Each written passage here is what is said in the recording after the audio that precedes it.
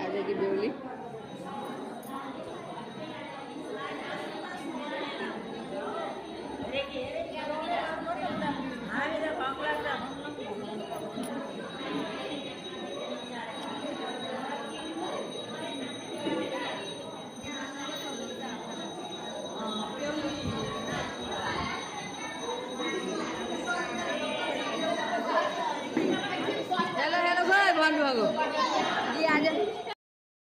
आज यी घर छेउमा बुढीको बिहे चाहिँ सबैजना आएका छौँ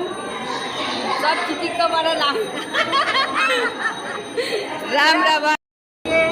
भट्टराईकी छोरी त्यही भएर चिटिक्क हुनुपर्ने छ कि नन्दको बिहेमा हो कि माइज्यू हो चिनाउनु भयो अहिले चिनाउनु भयो चिन्दिनँ अहिले चिनाकिदिनु भयो भनेको माइजूले